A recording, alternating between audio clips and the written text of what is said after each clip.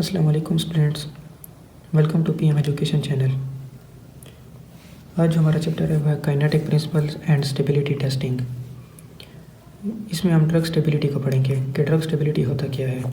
The capacity of particular formulation in a specific container remain stable, यानी कि किसी भी पर्टिकुलर फार्मूलेशन की जो कैपेसिटी है वो अपने स्पेसिफिक कंटेनर के अंदर स्टेबल रहे। यहाँ पर जो मैंने वर्ड इस्तेमाल किया पर्टिकुलर फार्मूलेशन कहते हैं डोजेज फॉर्म को।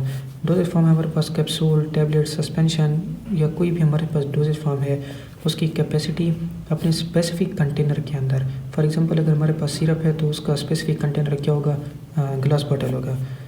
तो अपने स्पेसिफिक कंटेनर के अंदर उसकी डोजेज फॉर्म की जो कैपेसिटी है वो स्टेबल रहे, इसको हम कहते हैं ड्रग स्टेबिलिटी। इसको हम स्टेबिलिटी ऑफ ड्रग्स भी कहते हैं। अब पढ़ते हैं कि डिग्रेडेशन क्या होता है। जिस तरह हमने इसमें ड्रग स्टेबिलिटी में स्टेबिलिटी ऑफ ड्रग्स कहा था, तो यहाँ पर हम कहेंगे इनस्टेबिलिटी ऑफ ड्रग्स, यानी कि break down of drug product by chemical reaction involving the collision of molecules, यानी कि केमिकल रिएक्शन के ज़रिए किसी भी ड्रग प्रोडक्ट की जो ब्रेक डाउन है उसको हम डिग्रेडेशन कहते हैं। फॉर एग्ज़ाम्पल अगर हमारे पास कोई टैबलेट है वो ए और बी के कम्बिनेशन से बनती है, और कोई भी एक्सटर्नल एजेंट या कोई भी रिएक्शन से ये जो टैबलेट है ये हमारे पास इस तरह बन जाती है।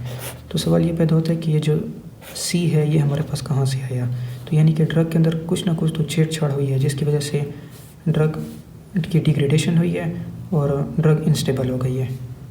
डिग्रेडेशन को हम एक्सपायरी डेट भी कहते हैं।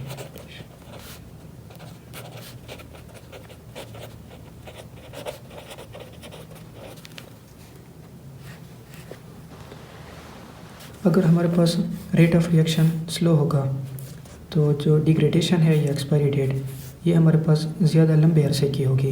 अगर रेट ऑफ रिएक्शन हमारे पास फास्ट होगा तो जो डिग्रेडेशन है वो स्लो हो जाएगी, यानी कि एक्सपायरी डेट जो है वो कम अरसे की होगी। डिग्रेडेशन के बाद हमारे पास डिग्रेडेशन के फैक्टर्स आ जाते हैं, फिज़िकल फैक्टर्स और केमिकल फैक्टर्स। ये हम नेक्स्ट लेक्चर में पढ़ेंगे।